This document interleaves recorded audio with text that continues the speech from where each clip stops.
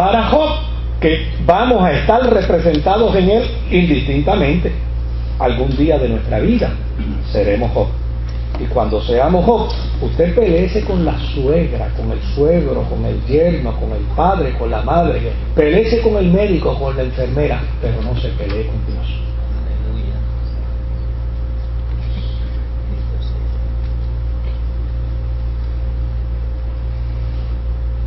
Y eso, obviamente, es la esencia de esta historia. Claro, hay una verdad central dentro de la historia, que es que el libro comienza preguntando, ¿verdad?, la famosa tesis, la famosa premisa: ¿por qué sufre el justo? Hay 42 capítulos, y en los 42 capítulos usted escucha todo lo que quiere escuchar, pero cuando usted cierra el libro, usted descubre: adiós, pero no me dijeron por qué sufre. Y no se lo van a decir, porque a fin de cuentas, una respuesta al sufrimiento, al porqué del sufrimiento, no satisface a nadie. Lo que satisface es la respuesta que el Evangelio da al documento de Job, como a la teología antigua, como a la teología universal que representan los amigos de Job, como a la teología judía que está representada en todo el Antiguo Testamento. Y es el hecho de que Dios es Dios del que sufre, es Dios del que padece, Dios es el Dios del que llora, Dios es el Dios del que está en el suelo. Y para ser Dios del que está en desgracia, lo único que el que está en desgracia necesita hacer es invocarlo. O sea, no me compete a mí certificar si es de Dios o no es de Dios. Bástale al que está en el suelo decir Dios. Y si tiene a Dios por padre, Dios le tendrá al tal por qué, por hijo o por hija. O sea, esa es la verdad que se esconde detrás del libro de Job en la respuesta del Evangelio. O sea, el libro de Job no contesta por qué sufre el justo, porque a fin de cuentas el justo pasó por el planeta Tierra y también que sufrió. De hecho, el profeta Isaías lo denominó como ¿quién? Como el siervo sufriente. Porque mire, el que rompe la vía y entra a este planeta, no se crea que no va a sufrir. Cristo lo dijo. Aquí sufre el rico, aquí sufre el pobre, aquí sufre el intelectual, aquí sufre el analfabeta, aquí sufre el más que sabe como el menos que sabe, aquí sufre todo hombre y toda mujer. El sufrimiento es parte del proceso del peregrinar de la vida de los seres humanos. Por eso Jesús no vendió un evangelio triunfalista, vendió un evangelio de realidad. Y lo primero que le dice a sus discípulos es ¿qué cosa? En el mundo van a tener aflicción. O sea, porque el que piense que va a pasar por aquí, oiga, y no va a sufrir, está equivocado.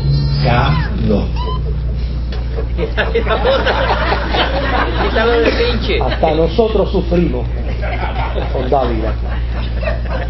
Ahora, oír a Job hablando, mire, oír a Dios hablándole a Job tiene tres elementos esenciales extraordinarios.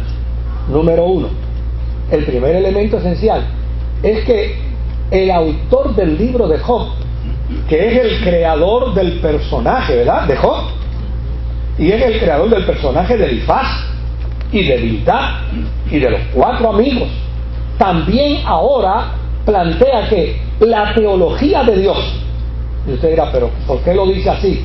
Hermano, no hay ningún problema. Esto no deja de ser una revelación, esto no deja de ser una inspiración. Dios tuvo que inspirar al autor, Por eso a mí me encanta lo que dicen los pentecostales en el estudio bíblico. Dicen que la Biblia tiene que poder tener muchos escritores, pero tiene un solo ¿qué? Un solo autor.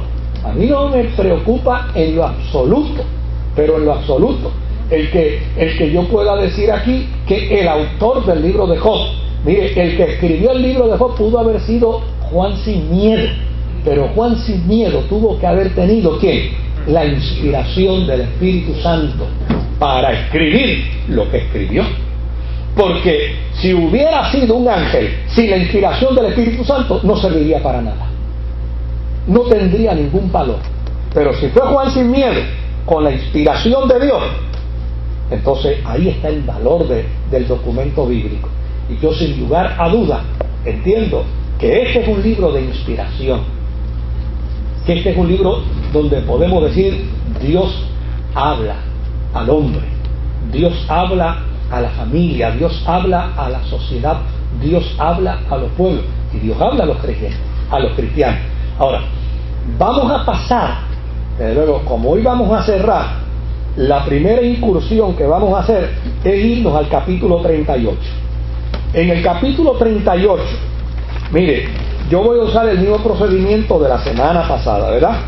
Porque si no lo hago así, no termino, y yo tengo que terminar por una razón que les voy a dar ahorita, ¿verdad? Así que los últimos 15 minutos son de ustedes, y si no los quieren usar y me los dan, mejor todavía. Bien, vamos, porque así podemos terminar. Mire, el capítulo 38 dice: entonces respondió Jehová a Job desde un torbellino y dijo: ¿quién es ese que oscurece el consejo con palabras sin sabiduría? ¿A quién se lo está diciendo? A Job. ¿Quién eres tú que oscureces el conocimiento con palabras sin sabiduría? Ahora ciñe como hombre tus lomos. Yo te preguntaré, ¿y tú qué? Y tú me contestarás. No olvide, Job en el camino se ha llenado de soberbia. Job en el camino se ha llenado de ira. Job en el camino se ha llenado de ¿qué? De arrogancia. Fíjese que inclusive Elifaz le habló y él no abrió los ojos. Como que habla que para mí tú no existes. O sea, cometió un error Job en el camino. Lo cometió. Y desde luego, esa es la gran advertencia. No caigamos nosotros en ese error. Con gente con sandeces nos vamos a topar siempre. Lo que no podemos hacer es caer en la trampa, en la sandez. Ahora dice: ¿dónde estabas tú cuando yo fundaba la tierra? Házmelo saber si tienes inteligencia. Vamos, yo te pregunto y tú me respondes. ¿Dónde tú estabas cuando yo fundé la tierra? ¿Quién ordenó sus medidas? Si lo sabes, si lo sabes. ¿O quién extendió sobre ella el cordel? Dime tú, Job. ¿Sobre qué están fundadas sus bases? ¿O quién puso su piedra angular? Cuando alababan todas las estrellas del alba y se regocijaban todos los hijos de Dios. ¿Quién encerró con puertas el mar cuando se derramaba saliéndose de su seno? Cuando puse yo nubes por vestidura suya y por su faja obscuridad, y establecí sobre él mi decreto, le puse puertas y cerrojo. Y en el verso 11, y dije: hasta aquí llegarás y no pasarás adelante, y he ahí parará el orgullo de tus zonas. ¿Está bien? Job ha hablado demasiado, porque Job comenzó a hablar desde temprano. Tan pronto Elifaz le hizo la acusación, Job empezó a disparar con su defensa. Ahora, ¿qué hacía Job con su defensa? Poner en duda la justicia divina. Aquel de quien Dios había dicho no me va a fallar, empezó a fallarme. Le falló en lo que no se esperaba que fallara. En su condición de enfermedad se mantuvo fiel, pero en el momento de la acusación falló. Y desde luego aparece en el escenario Dios rodeado de majestad dentro de un torbellino